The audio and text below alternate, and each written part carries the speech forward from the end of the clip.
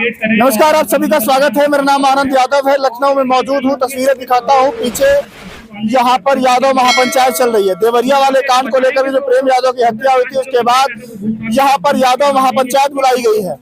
हालांकि देवरिया में जो घर गिराने की बात थी, उसमें हाईकोर्ट के ऑर्डर से स्टे लग चुका है। उसके बाद से यादव समाज लगातार यहाँ पर बात यादव की हो रही है। सवाल ये भी होगा कि यहाँ पर बात जो बादल पटेल मारे जाते हैं, सीधा मौर्य मारी जाती है, निषाद समाज के लोग मारे जाते हैं, गुप्ता जी, विश्वकर्मा जी, तमाम जो घटनाएं यूपी में सामने आ रही हैं, हमने देखा कि मन से उसका भी जिक्र हुआ। बहुत सारे लोग हैं, इनसे बातचीत करेंगे, समझेंगे कि यूपी में बुलडोजर वाली नीति पर इनकी क्या राय है, देवरिया में जो घटना हुई उसके बारे में क्या सोचते हैं, और देवरिया में तमाम जो प्रोपेगेंडा चलाया गया है, खास तरह की मीडिया के द्वारा कुछ चीजें चलाई गई, उस पर क्या सोचते हैं, बातचीत करते हैं। मेरे साथ राजीव यादव जी मौजूद हैं, जो रिहाई मंच चलाते हैं और एक सक्रिय बहुजनों की लड़ाई लड़ने के लिए जाने आते हैं, पूर्वांचल से आते हैं। स्वागत है आपका। शुक्रिया। देवरिया में घटना घटती है, कैसे देखते हैं कि उसके बाद से सूबे के मुखिया, डिप्टी सीएम जाते हैं, एक परिवार से मिलकर आ जाते हैं, क्या संदेश देते हैं, वो क्या चाहते हैं? वो देखिए, वो स्पष्ट संदेश देना चाहते हैं कि उनका जो बुलडोजर है वो जात देकर चलता है, उनका इनकाउंटर करते हैं, जात देकर करते हैं। लेकिन इस पूरी घटना में पूरा बहुजन समाज संगठित हो गया और उसने कहा कि एक आदमी को आप बुला करके मार डालोगे। और जो लोगों ने भी 4 लोग 5 लोग जो मरे ब्राह्मण समाज के लोग जो है, वो सिर्फ और सिर्फ में यादव के ऊपर आरोप नहीं है, नवनाथ मिश्रा ने उसमें गोली चलाई है। वो एक प्रेमचंद्र यादव एक जिला पंचायत थे, जो है वो प्रधान रह चुके थे, तो वो लोकप्रिय नेता थे। अपने नेता के मारे जाने पर लोग वहां पर आक्रोशित थे। लेकिन योगी आदित्यनाथ और ब्रजेश पाठक ने एक परिवार के यहाँ जाकर के इस बात को स्थापित कर दिया कि वो मनुवादी, ब्राह्मणवादी, ठाकुरवादी जो राजनीति कर रहे हैं, उसके तहत वो उस पूरे एजेंडे को ले जाना चाहते थे। और इसमें जो वो कहते थे, क्या वो घटना क्यों हुई? भाई योगी जी बोलते थे ना कि ठोक दो, फैसला on the spot. Premchandra Yadav को वहां पर मार दिया, ठोकने की जो राजनीति इनकी है। और जनता भी क्या की फैसला ऑन द स्पॉट, ये योगी जी कहते थे ना। इनका आप योगी जी पर आरोप लगा रहे हैं। एकदम योगी आदित्यनाथ इस पूरे हत्याकांड के लिए जिम्मेदार हैं। योगी आदित्यनाथ सिर्फ और सिर्फ बयान नहीं देते हैं। योगी आदित्यनाथ अगर सदन में बोलते हैं कि मिट्टी में मिला देंगे, तो एक पूर्व सांसद अतीक अहमद को, एक पूर्व विधायक अशरफ को जो है सरेआम इलाहाबाद की सड़कों पर गोलियों से मार दिया जाता है। पूरा देश और दुनिया देख रही है कि जिस देश में जो है एमएलए एमपी पूर्व जो है वो सुरक्षित नहीं है, यहाँ पर दरअसल इनको एक बिनाक में आ गया था कि मुसलमानों को मारते थे, दलितों को मारते थे, ओबीसी को मारते थे। ये एक प्रकार से लंबा इनका सिलसिला था। लेकिन अब की बार इस बार घटना ने सबको संगठित कर दिया और इस बात के लिए कहा कि जो बुलडोजर है, ये बुलडोजर अब नहीं चलेगा। और दरअसल देखिए, ये उत्तर प्रदेश में जातिगत संघर्ष कराना चाहते थे, अभी मणिपुर में इन्होंने पूरा संघर्ष कराया। और ये बुलडोजर क्या है? बुलडोजर, आप बुलडोजर की बात कर रहे थे, बुलडोजर विध्वंस का प्रतीक है। और यही लोग बाबरी मस्जिद का विध्वंस किए थे, पूरे देश में दंगा करवा दिए थे लोग। और ये लोग प्रेमचंद्र यादव के यहाँ भी ये इसको कोशिश कर रहे थे। लेकिन माननीय न्यायालय भी इस बात को समझ लिया कि आज अगर समाज संगठित है, अगर इस तरह की कोई कार्रवाई होगी तो वो उत्तर प्रदेश में हिंसा भड़क जाएगी। दूसरी बात मैं आपसे कहना चाहूंगा कि अतीक अहमद के बेटे को आप जो ले जाकर के बाल संरक्षण गृह में रख रहे हैं, और जो है यहाँ पर देवेश को जो है वो सलभमणि त्रिपाठी रख रहे हैं। और देवेश क्या कह रहा है? अखिलेश यादव जी जा रहे हैं तो कह रहा है कि मैं मिलूंगा नहीं। भैया, तुम्हारे पिता की, तुम्हारे माँ की, तुम्हारी बहन की जो हत्या हुई है, वो हत्या योगी आदित्यनाथ के काल में हुई है, अखिलेश के काल में नहीं हुई है। अखिलेश के काल में अगर कोई मामला था तो उस समय आपके जो चल रहा था, तो 7 साल में योगी आदित्यनाथ की तो गवर्नमेंट थी। जो आपने तमाम जो दिया होगा शिकायतें, योगी आदित्यनाथ गवर्नमेंट ने नहीं किया ना, योगी आदित्यनाथ की वजह से हुआ नहीं ना, उसके लिए आप जिम्मेदार हैं। लेकिन वहीं पर प्रेम यादव के पूरे परिवार को आपने हाउस अरेस्ट कर दिया, कश्मीर बना दिया। लेकिन मैं साफ कहूंगा कि ये जो यादव महापंचायत है, ये यादव महापंचायत दरअसल इसलिए है कि अगर आप जाति के नाम पर हिंसा करेंगे, हमला करेंगे, तो समाज भी संगठित होता है। अब वहां पर हत्या हुई है और उसके भी बच्चे अनाथ हुए हैं, उसके भी बच्चे अनाथ हुए हैं। और आप ले जाकर के ब्राह्मण वर्चस्व सलभमणि त्रिपाठी सांसदी का चुनाव लड़ने लगे।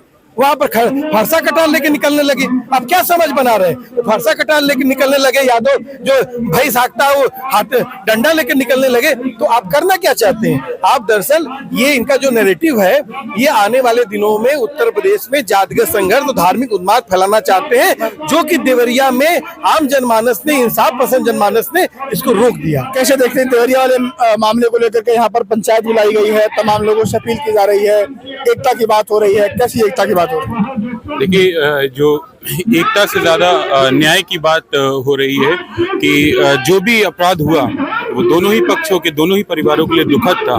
और मैं इस घटना को लगातार सोशल मीडिया के माध्यम से हम लोग फॉलो कर रहे हैं और हम ये लगातार देख रहे हैं कि दो पक्ष हैं, उसमें से एक पक्ष दोनों ही परिवारों को न्याय के लिए बात कर रहा है कि दोनों ही परिवारों के लोगों की हत्याएं हुई हैं, लोगों ने अपने परिवारों को खोया है, दोनों ही पक्ष को न्याय मिलना चाहिए। और वहीं एक दूसरा पक्ष है जो वहाँ के स्थानीय विधायक हैं, उनके साथ के जो लोग हैं, वो लगातार एक पक्षीय बात कर रहे हैं। वो लगातार प्रेम यादव जी के मकान को कभी गिरवाने की बात करते हैं, कभी उनके घर वालों को प्रताड़ित किए जाने की बात करते हैं। तो ये दोनों ये बात हम लोगों को देखनी चाहिए। मैं एक छोटी सी बात और जोड़ना चाहूंगा कि अभी देखिए तमाम जो बातें हुई हैं, उससे ज्यादा अभी सुल्तानपुर में एक ब्राह्मण की हत्या हुई है ना। हम सभी लोगों ने देखा कि फिर किस तरीके से जब तक ब्राह्मण इकट्ठा नहीं हो गया तब तक उसका कोई विमर्श नहीं बना, क्योंकि उसमें भी कहीं ना कहीं सत्ताधारी पार्टी के लोग इन्वॉल्व थे। तो हम ये पूछना चाहते हैं कि भाई ये किस स्थिति में आपने समाज को लाकर के खड़ा कर दिया है कि हत्याएं हो रही हैं और हत्याओं के ऊपर न्याय नहीं मिल रहा है। और न्याय तभी मिल रहा है जब जाति विशेष के लोग इकट्ठे हो जा रहे हैं। आपने बुलडोजर को न्याय का प्रतीक बना दिया। ये जो हमारे मुख्यमंत्री हैं, दरअसल में वो एक मठ के महंत हैं। उनकी पूरी ट्रेनिंग जो है मंदिर के महंत के तौर पे हुई है। उनका संविधान में कोई विश्वास नहीं, उनका जो विश्वास है वो मठ की किताबों में है। तो मुख्यमंत्री पद का शपथ लेते हुए उन्होंने संविधान की शपथ तो ली होगी ना? हमें इस बात, देखिए उनका जो काम है, आप किसी को उसके काम से तय करेंगे ना कि उसने वो जो काम कर रहा है वो संवैधानिक है या नहीं। लेकिन हमें बड़ा अफसोस होता है कि हमारे मुख्यमंत्री का 7-8 साल का कार्यकाल होने को आया है और इनका कोई काम ऐसा नहीं जिसे संवैधानिक तराजू में रख करके कहा जा सके कि हाँ भाई आप न्याय कर रहे हैं। माफियाओं को खत्म कर चुके हैं यूपी से। कहाँ आप हत्याओं के मुकदमे देख लीजिए, आप बलात्कारियों के मुकदमे देख लीजिए। मैं कहता हूँ कि ठीक है, इस देश के पिछड़े दलित की बात, आदिवासी की बात आप वैसे भी नहीं करते, घुमंतु विमुक्त समुदाय की बात आप वैसे भी नहीं करते। सुल्तानपुर में जिस ब्राह्मण की हत्या हुई उसकी आवाज कब उठी? जब ब्राह्मण समाज के लोग इकट्ठे हो गए। तो आपने दरअसल में न्याय को, बिल्कुल न्याय की उम्मीद को खत्म कर दिया। और न्याय के लिए आवाजें जब उठनी शुरू हुई, तो जब जातियों की गोलबंदियां शुरू हुई, तब आप उसको मुद्दा बनाते हैं।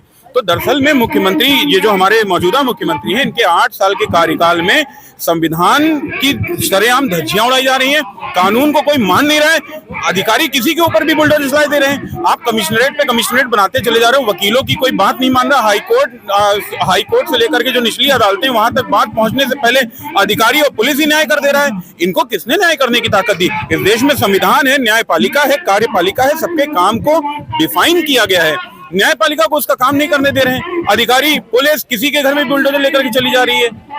तो आपके पास कैसे देखते हैं कि देवरिया वाली घटना के बाद से मामला तूल पकड़ा, अखिलेश जी पहुंचते हैं, लेकिन सवाल ये उठता है कि योगी जी पहुंचते हैं तो एक परिवार से मिलते हैं, दूसरे परिवार से नहीं मिलते हैं। ये देवरिया मुद्दा ये पहला मुद्दा नहीं, इससे पहले बहुत सारे बुलडोज हो चुके हैं। इनका तो अभी देवरिया का मुद्दा, लेकिन ये यहाँ से चिंगारी उठी है। चिंगारी उठी कि जो नाइंसाफी हो रही है लोगों के साथ, उसके खिलाफ खड़ा हुआ है। क्योंकि अब आपने देखा होगा जावेद अहमद इलाहाबाद, उनके नाम से कुछ धरना दिया गया था, उनके नाम से भी घर नहीं था, लेकिन उनका घर बुलडोज कर दिया गया, पूरा घर बुलडोज कर दिया गया, लेकिन उसके खिलाफ कोई अभी तक आवाज नहीं, कोई नहीं उठा है। ये प्रोसेस आगे बढ़ता गया, अब आगे प्रेमचंद पे आगे रुका। प्रेमचंद पे जब लोगों ने जब खड़े हो गए, जनता खड़ी हो गई, तो उसकी वजह से तो बैक हुए, गवर्नमेंट बैक। एकता आई है क्या बहुजनों में इस घटना के बाद?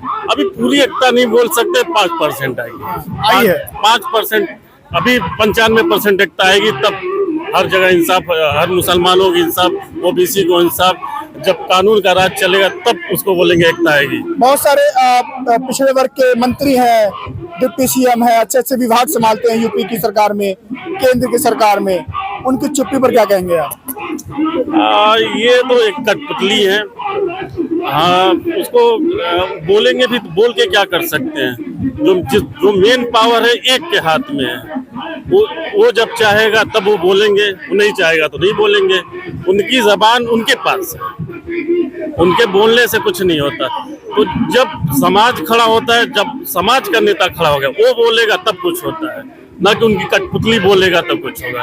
आपने बहुत सारे उनको देखा होगा, ओबीसी नेताओं को जो उनके पार्टी के, बोलोगे क्या फर्क पड़ा है? कुछ नहीं अभी तक। मैं आखिरी सवाल करता हूँ, ओबीसी नेता बहुत हैं, एससी नेता है, एसटी नेता है, बीजेपी की सरकार में या केंद्र की बात करूँ या यूपी की बात करूँ, उनकी चुप्पी क्या दर्शाती है? देखिए ये हम लोगों को इसमें थोड़ा सा सामाजिक उसमें देखना पड़ेगा। मैं फिर से सुल्तानपुर लेके चलता हूँ आपको। सुल्तानपुर में जब डॉक्टर त्रिपाठी की हत्या हुई और ब्राह्मणों का जो समूह था या ब्राह्मण समाज के जो लोग थे वो इकट्ठा हुए, उन्होंने मंच पे लगाया कि खून ने खून को पुकारा है, और जब इस नारे के साथ वहां प्रदर्शन शुरू हुआ तो उसमें Bharatiya Janata party, Samajwadi party, Bahujan Samaj party, भारतीय राष्ट्रीय कांग्रेस, सभी दलों के नेता वहां गए। अब आपको समझना होगा कि जब बिल्कुल सेम घटना ओबीसी या किसी दलित या वंचित समाज के तबके या अल्पसंख्यक समाज के लोगों के साथ होती है, तब ऐसा क्यों नहीं होता? ऐसा इसलिए नहीं होता क्योंकि जो इस समाज से आने वाले लोग भारतीय जनता पार्टी में राष्ट्रीय स्वयंसेवक के अंदर राजनीति करते हैं, वो ये बात जानते हैं कि उनके संगठन का चरित्र कैसा है, किस बात को वो अप्रिशिएट करेंगे और किस बात को वो बर्दाश्त नहीं करेंगे। यही कारण है कि जैसे बलिया के एक बड़े नेता आते हैं यादव समाज से, सुभाष यदुवंश, वो मुझे बताएं कि वो कब चले गए। ऐसे तो वो ट्विटर पे दिन भर अखिलेश यादव को ट्रोल करते रहते हैं, लेकिन वो नहीं गए। तो जो ओबीसी, दलित और दिनेश लाल यादव निरहुआ कहते थे कि मैं विधि का लिखा भाग्य बदल देता हूँ, वो भी नहीं पहुंचे। हाँ, तो दिनेश लाल यादव निरहुआ का विधि का लिखा भाग्य बदल देते हैं। उन्होंने आजमगढ़ में जो उन्होंने करके दिखाया सरकार की और अधिकारियों की मिली भगत से, वो उन्होंने विधि का भाग्य ही तो बदला। वरना आजमगढ़ तो हमेशा से क्रांति की जमीन रही थी, उसमें नेताजी को जिताने वाले नहीं गए, वो देवरिया नहीं जाएंगे। मैं यही बोल रहा हूँ ना कि जो निरहुआ है या जो सुभाष यदुवंश टाइप के नेता हैं, ये लोग नहीं जाएंगे, क्योंकि ये जानते हैं कि जिस संगठन में ये काम कर रहे हैं उस संगठन का चरित्र, उस संगठन की सोच क्या है। तो ये लोग वहां काम। और जो हमारे मौजूदा मुख्यमंत्री हैं, मैं फिर भी उन पर लौट करके आता हूं कि मुख्यमंत्री का जो काम करने का तरीका वो स्पष्ट है कि वहां पर आपको सिर्फ और सिर्फ वो बात बोलनी है जो मुख्यमंत्री जी को पसंद हो, और मुख्यमंत्री जी को संवैधानिक बातें बिल्कुल नहीं पसंद है। संविधान की बात उन्हें कोई बताए, कानून की बात बताए, वो उन्हें बिल्कुल पसंद नहीं। वो देखिए, उन्होंने गोरखपुर में निकलते हुए क्या कहा? उन्होंने कहा कि भाई आप अगर मुझे थप्पड़ मारेंगे और मैं आपसे सबल हूं तो मैं आपको पलट करके दो मारूंगा। क्या ये देश इन सिद्धांतों के बदौलत आजादी पाया था? इसने तो गांधी को माना था ना। गांधी ने तो कहा था कि एक आंख के बदले एक आंख पूरी दुनिया को अंधा कर देगी। और आज 2023 में मुख्यमंत्री कौन सी भाषा बोल रहे हैं कि अगर आप मुझे थप्पड़ मारेंगे मैं ताकत। ये बताइए, संवैधानिक पद पे, इतने जिम्मेदारी भरे पद पे बैठने वाले व्यक्ति को क्या ऐसा बयान देना चाहिए? अगर आप ऐसी बात करते हैं तो फिर कानून कहां से रहेगा, कानून का राज कहां से रहेगा? लोग जो ताकतवर है वो फिर कमजोर को सताएगा। और इस देश में अभी भी लड़ाई प्रतिनिधित्व की है। मैं कहता हूं पिछड़ा, दलित, आदिवासी छोड़िए, तमाम जो विमुक्त घुमंतु समुदाय के लोग हैं जिनका कोई प्रतिनिधित्व नहीं, उनके ऊपर अगर लोग इसी तरीके से ताकत आजमाइश करने पे आ गए तो इस देश के भविष्य का क्या होगा? चलिए, धन्यवाद। लोगों से बातचीत हुई, पीछे तस्वीरें दिखा दूं एक बार फिर। अभी बीएसपी से सांसद हैं श्याम सिंह यादव जी, वो भी यहाँ पर आए हैं। तमाम तस्वीरें हम आपको लगातार दिखा रहे हैं। देवरिया वाले मुद्दे के बाद जो कहीं ना कहीं एकता दिखाई दी है, सब लोग साथ आ रहे हैं, उसको लेकर आप क्या सोचते हैं कमेंट सेक्शन में बताइएगा। फिलहाल के लिए नमस्कार।